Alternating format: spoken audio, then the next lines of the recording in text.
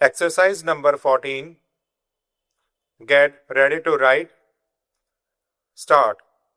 As our chairman reminded you, our neighbors are all the countries of the world now, so that we cannot relate our foreign policy just to a few countries around us, but have to think of practically every country in the world and take into consideration all the possible areas of conflict, trade, economic interest, etc. It has been recognized now that if there is a conflict on a big scale anywhere in the world, it is apt to spread all over the world. That is, war has become indivisible and therefore peace is indivisible. Therefore, our foreign policy cannot limit itself to the nearby countries.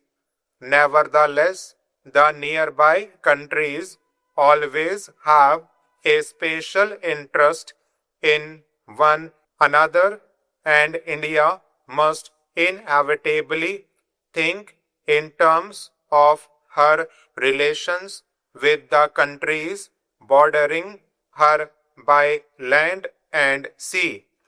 What are these countries? If you start from the last, Pakistan, I would also include Afghanistan, although it does not touch India's borders, Tibet and China, Nepal, Burma, Indonesia, and Ceylon. In regard to Pakistan, the position has been a very peculiar one owing to the way Pakistan was formed and India was divided.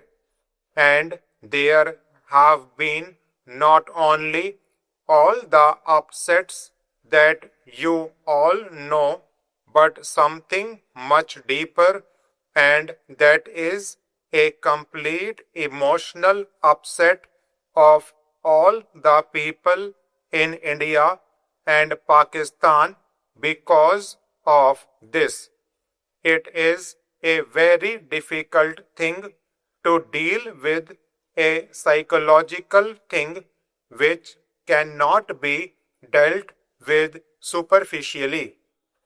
A year and a half or more has passed, and there is no doubt at all that our relations have improved and are improving. There is also no doubt at all in my mind that it is inevitable for India and Pakistan to have close relations sometime or other in the future. I cannot state when this will take place, but situated as we are with all our past, we cannot really be just indifferent neighbors. We can be either hostile to each other or very friendly to each other. Ultimately, we can only be really very friendly, whatever period of hostility may intervene in between, because our interests are so closely interlinked.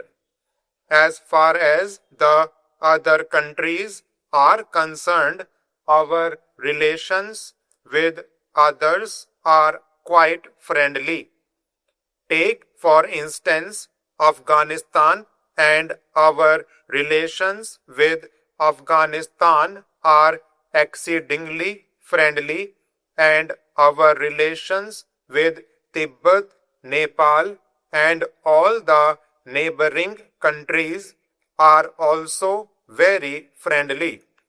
If our neighboring countries have, in a sense, the first place in our minds, then the second place goes to the other countries of Asia with whom we are also fairly intimately connected.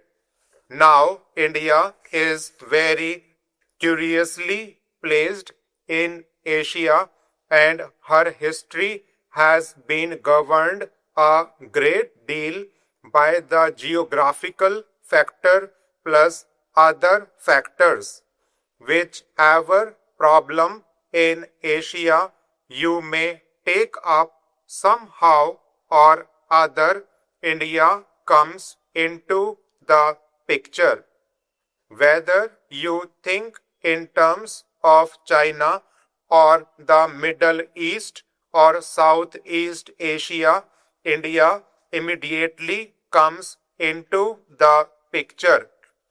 It is so situated that because of past history, traditions, etc., in regard to any major problem of a country or a group of countries or Asia, India has to be considered. Whether it is a problem of defense or trade or industry or economic policy, India cannot be ignored.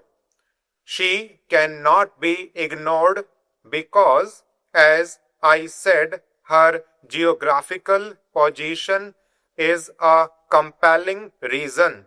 She cannot be ignored also because of her actual or potential power and resources. Therefore, whatever our own views may be, by virtue of her practical position and other reason, India is bound to play an important part in Asia, whether it is Western Asia or the Far East to Southeast Asia. It so happens, of course, that even culturally speaking, our bonds are very great with all these parts of Asia, whether it is Western Asia, of the Far East or Southeast Asia, and these bonds are very old and very persistent.